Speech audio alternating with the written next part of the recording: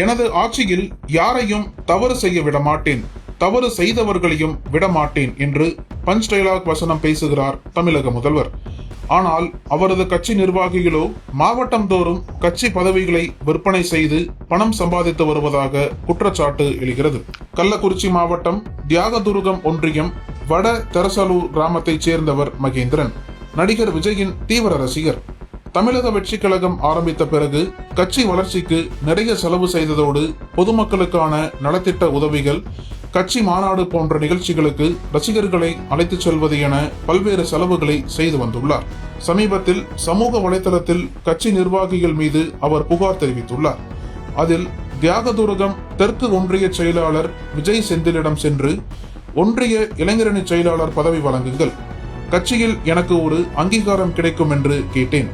அதற்கு செந்தில் 3 லட்சம் ரூபாய் கொடுத்துதான் நான் பதவி வாங்கியுள்ளேன். உனக்கு பதவி வேண்டுமென்றால் 50,000 ரூபாய் கொண்டு வா. மேற்கு மாவட்ட செயலாளர் பிரகாஷை சந்தித்து உனக்கு பதவி கிடைக்க ஏற்பாடு செய்கிறேன் என கூறினார். இது குறித்து கள்ளக்குறிச்சி எம்எல்ஏ அருள் விக்னேஷ், மாவட்ட செயலாளர் பிரகாஷ் ஆகியோரிடம் நேரில் புகார் தெரிவித்தேன். அவர்கள் நீங்கள் ஒன்றிய செயலாளரிடம் போய் பேசிக் கொள்ளுங்கள் என்று திருப்பி அனுப்பிவிட்டார்கள். பிறகு மீண்டும் ஒன்றிய செயலாளரிடம் வந்து கேட்டபோது ஒரே ஊரில் 2 பேருக்கு பதவி வழங்க முடியாது என்று கூறினார். விஜய் செந்தில் ஒன்றிய செயலாளர், அவரது தம்பி ஒன்றிய இளைஞரணி பொறுப்பாளர். இப்படி அவரது குடும்பத்திலேயே 2 பதவிகள். இதேபோல் பல்வேறு கிராமங்களில் 2-3 பதவிகளை கொடுத்துள்ளார். எனக்கு மட்டும் ஒரு கிராமத்தில் 2 பதவி கொடுக்க முடியாது என்று முரண்பாடான காரணத்தை கூறுகிறார். அதோடு நான் 3 லட்சம் கொடுத்துதான் ஒன்றிய செயலாளர் பதவி வாங்கினேன். 3 லட்சம் ரூபாய் கொடுத்துவிட்டு அந்த பதவியை நீ வாங்கிக்கொள் என்றார். சரி, 50,000 பணம் கொடுக்க வேண்டுமானால் அதை யாரிடம் கொடுப்பது என்று கேட்டபோது, நான் கட்சிக்காக 50 லட்சம் செலவு செய்துள்ளேன், உனக்கு பதவி வேண்டுமானால் நீ என்னிடம் தான் தர வேண்டும் என்று கூறினார். இப்படி பணம் பறிக்கும் செயல்பாடுகள் கட்சியின் வளர்ச்சியை பாதிக்கும், பொதுமக்களிடம் தவறான எண்ணத்தை உருவாக்கும். இதை தடுக்க வேண்டுமென்று சென்னை சென்று கட்சி தலைமை நிலைய செயலாளர் பரணி பாலாஜியை சந்தித்து அவரிடம் மாவட்ட செயலாளர், ஒன்றிய செயலாளர் இருவரும் பேரம் பேசிய ஆடியோ மற்றும் ஆதாரங்களை கொடுத்தேன், விசாரிக்கிறேன் என்று கூறினார். எந்த நடவடிக்கையும் இல்லை.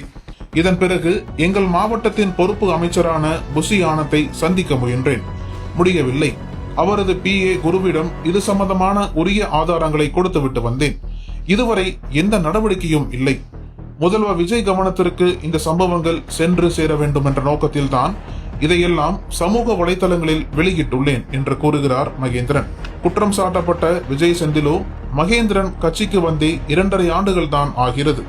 நான் ரசிகர் மன்றமாக இருந்த காலத்திலிருந்து சுமார் 28 ஆண்டுகளுக்கு மேலாக ரசிகர் மன்றத்திலும் கட்சியிலும் பயணித்து வருகிறேன். மகேந்திரன் பெங்களூருவில் கான்ட்ராக்ட் எடுத்து வேலை செய்கிறார். அவ்வப்போதுதான் ஊருக்கு வருவார். அதனால் கட்சி பணிகள் செய்வதற்கு சரியாக வராது என்று கூறினேன். இருந்தும் மாவட்ட செயலாளரிடம் அழைத்து சென்று அறிமுகப்படுத்தினேன்.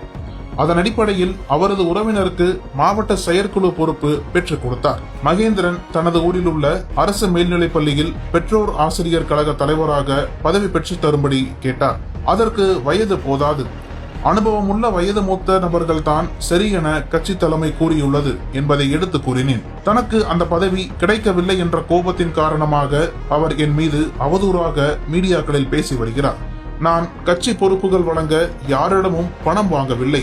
கட்சிக்காக நான் 3 லட்சத்திற்கும் மேல் செலவு செய்துள்ளேன் என்றுதான் மகேந்திரனிடம் கூறினேன். அதை திரித்து கூறுகிறார். மகேந்திரன் மீது காவல்துறையில் வழக்கு உள்ளது.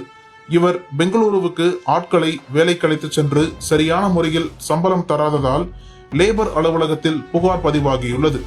இப்படிப்பட்டவர் என் மீது அவதூறு பரப்புவதா என்கிறார்.